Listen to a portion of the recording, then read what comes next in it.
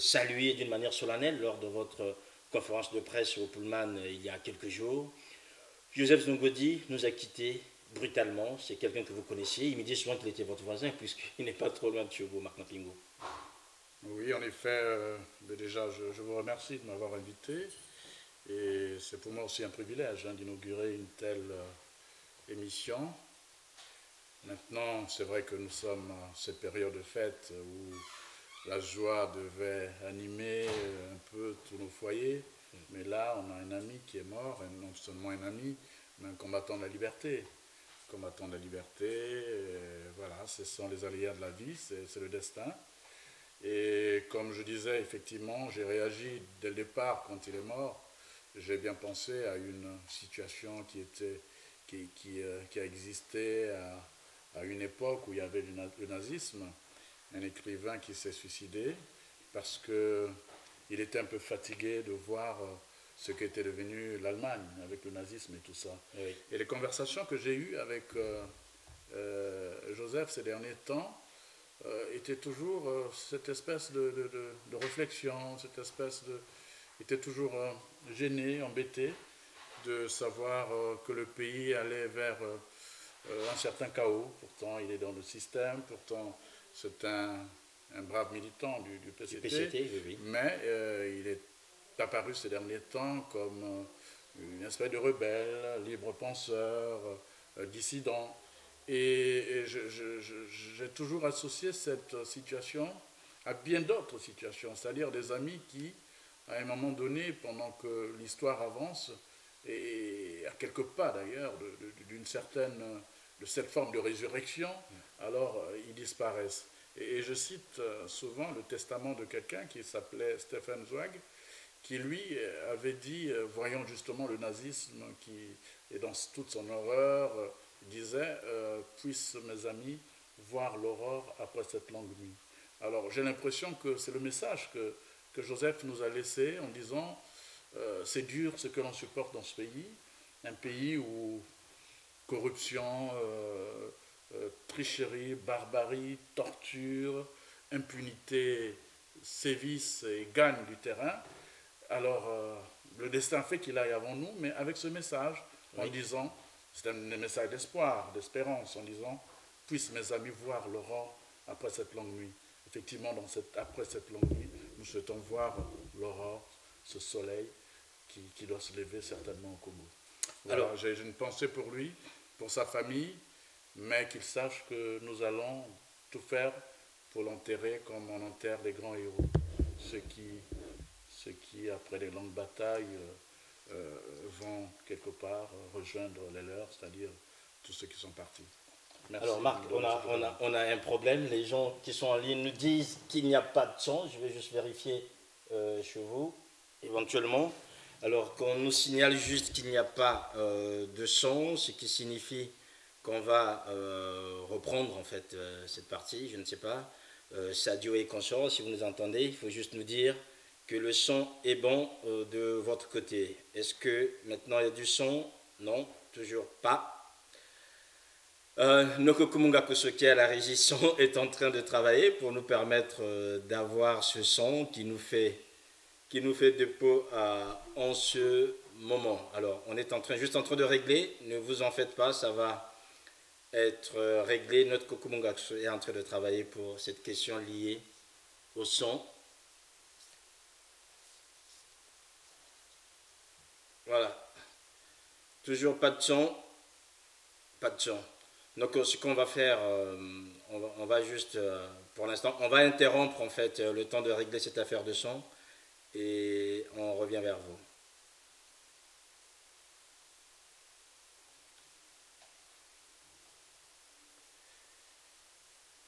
On revient vers vous dans quelques instants, juste le temps de régler cette affaire de son. Alors, je vais d'abord laisser mon invité le temps de rejoindre Noko Kumu.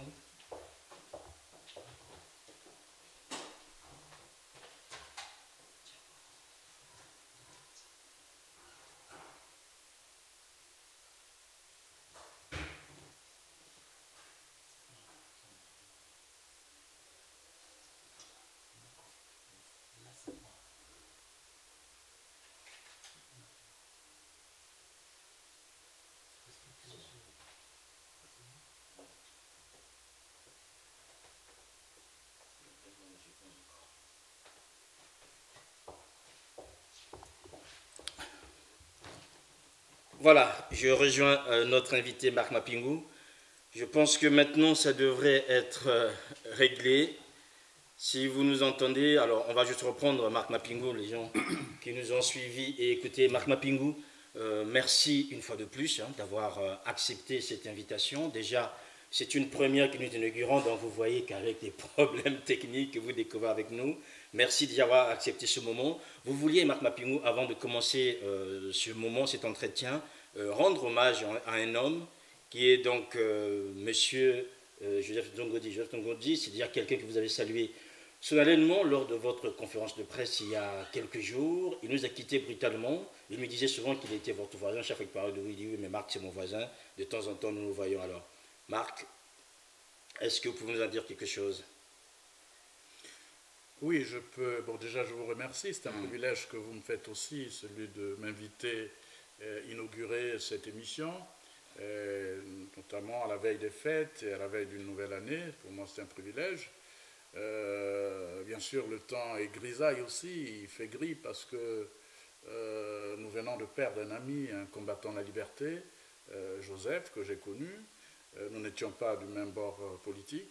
Lui était militant du PCT. Il était militant du PCT, oui. Mais c'était un homme libre et c'était un esprit éveillé, intelligent, avec qui j'ai toujours eu plaisir à discuter parce que c'est quelqu'un qui faisait abstraction des dogmes, des idées reçues et aussi des clivages ethniques. Oui. Et donc c'est cette génération avec laquelle on a toujours plaisir de discuter parce que c'était pour moi une promesse aussi pour l'avenir de notre pays. Alors, bien sûr, je pense à lui, mais je pense aussi à beaucoup de jeunes gens, beaucoup de gens de ma génération, les Blaise Kololo, je pense à bien d'autres aussi, comme Germain Pimbi et les amis avec lesquels, les Samba, avec lesquels on a été à la conférence nationale et qui peut-être n'ont pas vu ou ne verront pas ce que demain sera, malgré tous les efforts, toutes les difficultés que nous rencontrons aujourd'hui. Alors je pensais solennellement à Joseph, parce que bien sûr, il a été à la dernière conférence de presse, après nous avons bu un verre à la maison, et je pensais à lui en faisant allusion à un écrivain autrichien, Zweig, qui était contre le nazisme et qui a vu toute l'horreur, tout le tableau que présentait le nazisme, et il s'est dit, et il s'est suicidé. Et avant de se suicider, il a écrit un testament que j'aime beaucoup. Il avait dit « Puissent mes amis voir l'aurore après cette longue nuit. Quant à moi, je m'en vais avant eux. » Il y a des gens comme ça qui, devant certaines situations, sont dépassés, sont désespérés, sont résignés, et qui, malgré cela, préfèrent partir en laissant une dose d'espérance au pays et aux autres. Et je crois que c'est ça qu'il faut retenir, l'espérance, malgré le destin finalement, chacun a un destin dans la vie, mais il faut toujours cette espérance-là. Et Joseph était quelqu'un de très bien, et chapeau l'artiste, comme on dit. Voilà, chapeau l'artiste Marc Mapingou, cette émission donc, est en direct, les gens me suivent. Les questions ont déjà commencé, ceux qui ont eu la possibilité de vous les poser, déjà de reprendre. Doit-on continuer en fait à organiser des conférences ou se réunir pour parler du Congo alors que certains estiment qu'on devrait être désormais dans l'action? Écoutez, je ne sais pas ce qu'on appelle action, mais il y a quelqu'un qui disait il faut agir en homme de pensée et penser en homme d'action. C'est vrai qu'on ne peut pas agir si on ne réfléchit pas. On ne peut pas aussi penser qu'une conférence de presse ou des moments comme ceux-ci, qui sont aussi des moments de partage et des moments où vous diffusez certaines idées, soit des moments vains. Je pense que chaque moment que nous prenons, que nous mettons pour parler du Congo est un grand moment. Chacun le fait à sa manière. Il y a des gens aujourd'hui qui sont dans des temples, qui sont dans les églises pour prier pour ce pays-là. Qu'est-ce qu'on va dire? Fermer les églises, ne prier plus pour le Congo? Non, chacun fait ce qu'il doit faire. Et le tout, c'est de ne pas baisser les bras. Il faut continuer à travailler, à se battre. Et chacun sait, écoutez, vous êtes dans les médias, vous êtes journaliste, vous avez des émissions qui sont très bonnes, depuis ces batailles du non au changement de la Constitution, vous êtes présent, on ne peut pas dire que vous ne faites pas le travail. Et ce qui me peine d'ailleurs, c'est que la plupart des gens qui disent ça, ils se cachent derrière des faux profils, on ne les voit pas, on ne les a jamais vus dans des marches, on ne les a jamais vus se battre, et ils laissent les autres prendre des risques, mais eux, ils se cachent. Non, nous sommes dans un combat où il faut être déterminé. Moi, en venant ici, je sais que ma tête est mise à prix, mais je sais que c'est le combat. Oui. Et quand on est engagé, on est engagé. On est engagé. Alors, il y en a qui sont sur le terrain, qui font ce qu'ils peuvent, et il y en a qui sont dehors et qui agissent aussi comme ils devaient agir. Voilà. Alors, donc c'était une question en fait de Jean-Denis Moëllet. Au lieu de faire des conférences à l'extérieur pendant que nos frères et sœurs qui meurent tous les jours, la torture prend de plus en plus de l'ampleur et l'économie s'enfonce dans le chaos. Donc, il a une proposition, en dehors de cette rame, il a une proposition. Je propose une descente urgente, massive de la diaspora, au moins plus de 200 000 personnes, le même jour et même heure au Congo, avec une présence massive dans les médias. Peut-être que cela changerait quelque chose, Marc Mapingou. On peut organiser en fait l'exodus à la congolaise.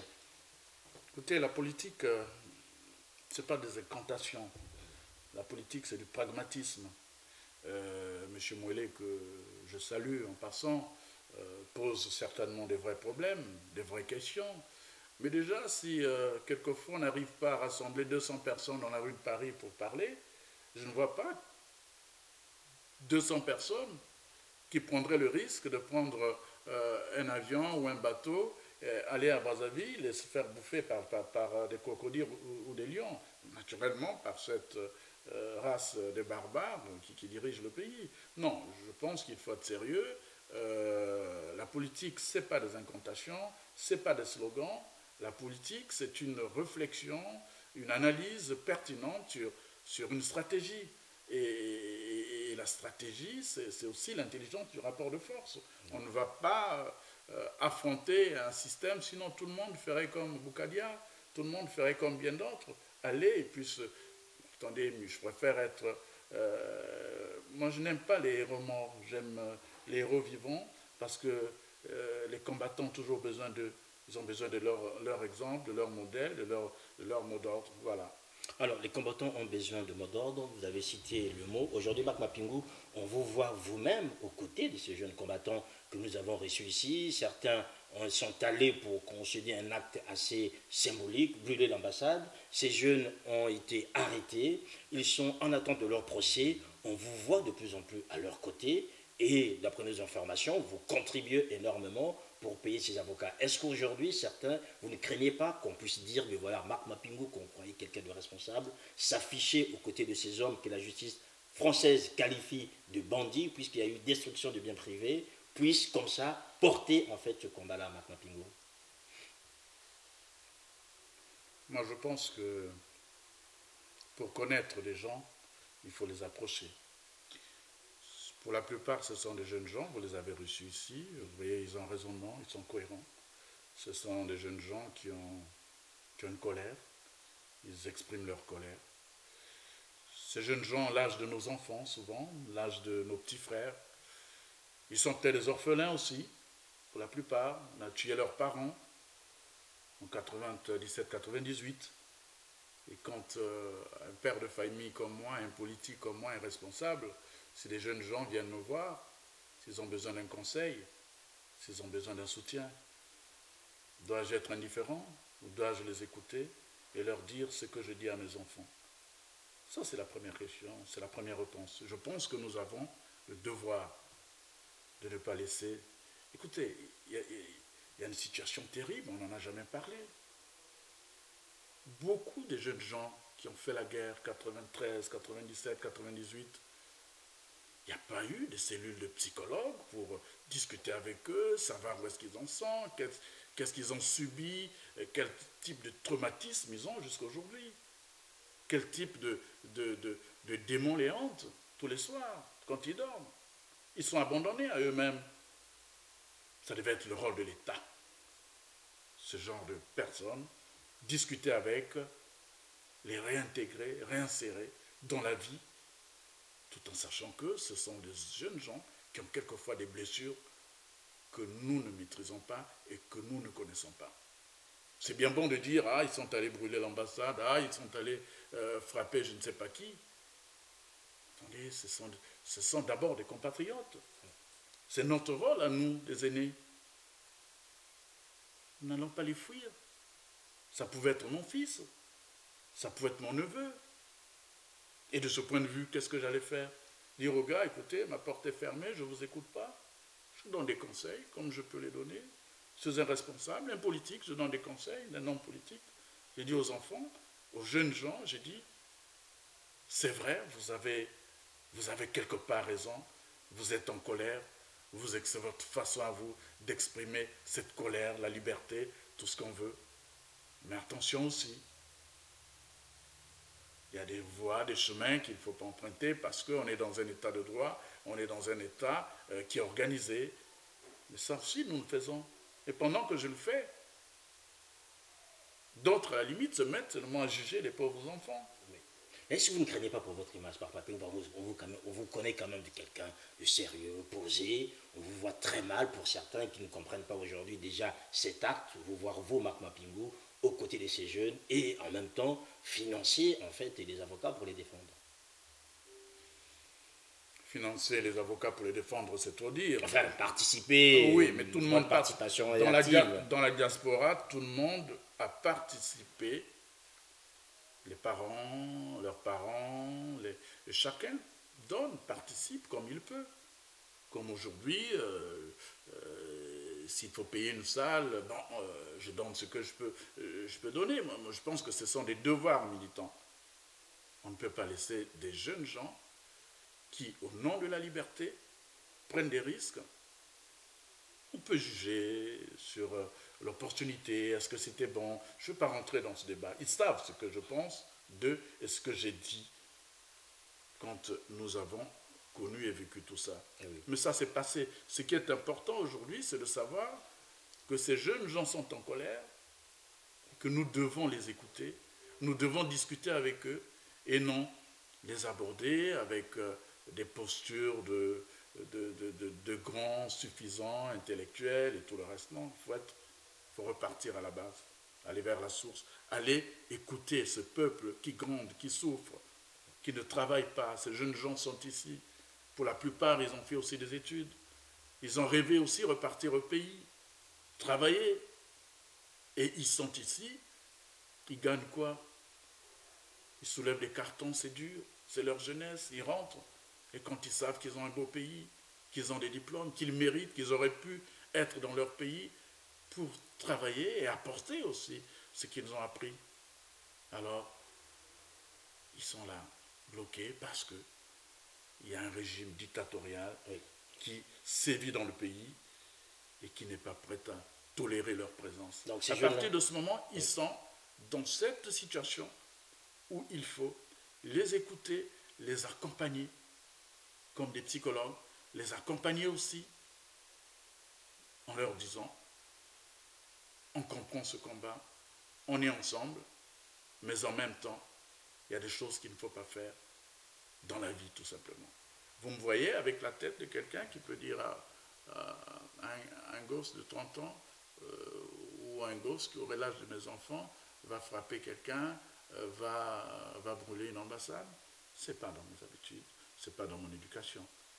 Mais je suis aussi de ceux qui savent que dans des moments de combat politique, même dans des grandes démocraties, on a vu des ponts sauter parce que les gens en avaient marre et parce qu'en face, ils avaient affaire à des barbares. Donc ces hommes et ces femmes, notamment ces jeunes, peuvent compter avec vous et sur vous par rapport au combat qui est aussi le vôtre, qui est le leur aussi. Ils doivent compter avec le Congo, ils doivent compter avec le Congo démocratique, c'est-à-dire le Congo qui prend la démocratie, le Congo qui veut avancer, le Congo qui combat la dictature. Ils doivent compter avec ce Congo-là, qui est le Congo profond, le Congo de ceux qui pleurent, le Congo des enfants du poule qui ne vont plus à l'école, le Congo des prisonniers politiques qui ne savent pas pourquoi ils sont en prison, alors que nous sommes là bientôt à la veille de Noël et ils seront privés les enfants seront privés de leur papa. Voilà, c'est ce Congo-là et qu'il faut toujours transmettre la légende aux enfants et à ceux qui viendront, c'est tout. Voilà. Juste pour répondre à notre consoeur Sadio Kantemorel qui nous écoute, en fait, la première partie de l'émission, on y est déjà revenu puisque c'était un hommage que Marc Mapingo rendait à Joseph Nzongodi, donc qui était un militant politique du PCT ici, un ami qui était assez proche de Marc puisqu'ils habitaient dans la même ville, à qui on a rendu hommage. Donc c'est ce qui constituait notre première partie de cette émission. La deuxième partie, vous l'avez prise en route et il n'y a pas de souci, ça continue dans ce sens-là. Toujours dans le même sens, Marc Mapingo, une question donc de Sadio Morel Kanté. Quelles sont les stratégies mises en place par les siens, ceux qui sont aux côtés de J3M, pour sa sortie de cet imbroglio politico-judiciaire? Vous n'êtes pas directement l'avocat, mais au moins vous avez une idée. On a déjà vu ces derniers jours qu'il y a eu une actualité remuante concernant Jean-Marie Michel Mokoko. Aujourd'hui, est-ce que vous avez des stratégies pour qu'il en sorte? Parce qu'on croyait qu'il sortirait le 16 d'une manière légale, mais finalement, ça n'a pas été le cas. Je l'ai dit déjà à maintes reprises que la situation de Jean-Marie Michel Mokoko n'était ni politique ni juridique. Mais Jean-Marie Michel Mokoko était devenu l'otage de l'arrogance d'un homme qui s'appelle Sassou Nguesso, que Jean-Marie Michel Mokoko a battu aux élections présidentielles. Et dans une espèce de complexe, disons les choses telles qu'elles sont, ce monsieur se dit il m'a battu, je le mets en prison, je fais ce que j'en veux, je déciderai le jour où je déciderai. Et tant que c'est une dictature, si nous ne nous battons pas, je ne compte ni sur la justice congolaise, qui n'existe d'ailleurs pas, ni sur le sommeil de la raison. Parce qu'il y a beaucoup de gens qui sont léthargiques, qui pensent, qui sont résignés, et qui pensent que, bon, ça viendra. Il y a d'autres qui pensent qu'effectivement, il y a le droit, il faut attendre, etc. Donc, pour tout dire, on est dans une situation où, malheureusement pour le pouvoir, ce pouvoir est devant un dossier vide. On ne reproche fondamentalement rien à Jean-Marie Michel Mokoko. Sauf que ce monsieur s'est présenté aux élections présidentielles et dès qu'il est arrivé d'ailleurs à Brazzaville, on a vu comment déjà à l'aéroport, on a jeté, oui, on a agressé, jeté des cailloux, etc. Bon, personne n'a jamais été inquiété dans un état de droit.